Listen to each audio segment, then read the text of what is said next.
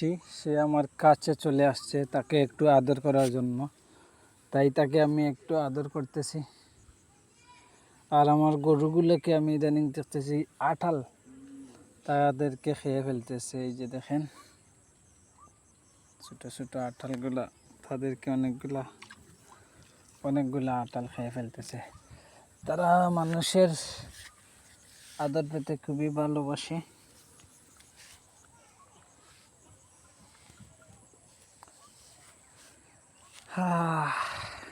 তারাও বুঝে যে মানুষের ভালোবাসা, আমরা তাদেরকে ভালোবাসি, তারাও আমাদেরকে ভালোবাসা উচিত, এটা কিন্তু তারাও বুঝে।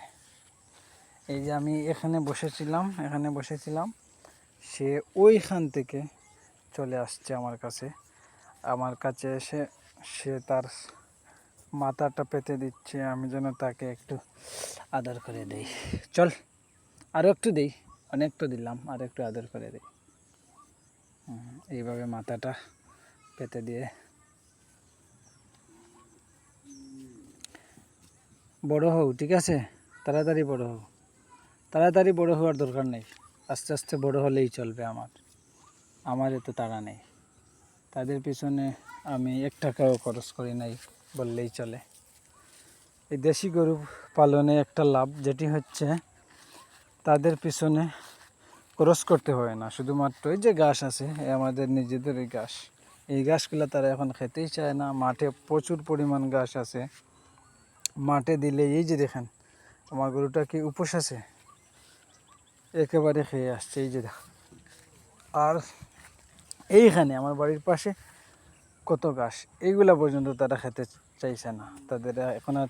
তাদের কোনো বুক নেই যে তারা খাবে, মাঠে খেয়ে আসছে।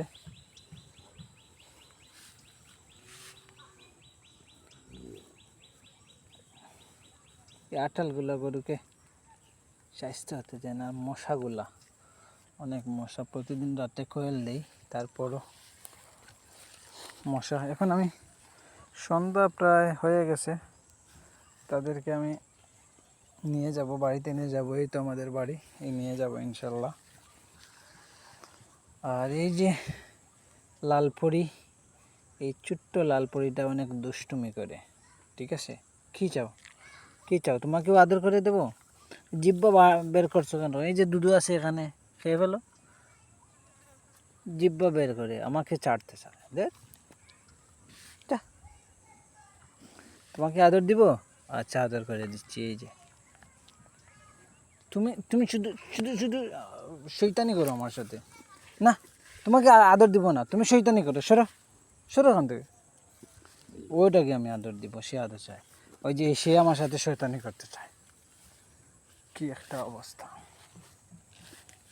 এই যে সে চায় তাকে আদর করি, আর উনি এসে ডিস্টার্ব করতেছে।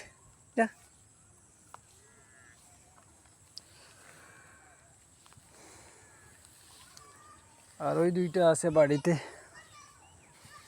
ওগুলো আমি মাঠে দিই। কেমন আছো? ভালো আছো? জিব্বা দিয়ে কি কি কি দাঁত আছে নাকি? দেখি দাঁত আছে?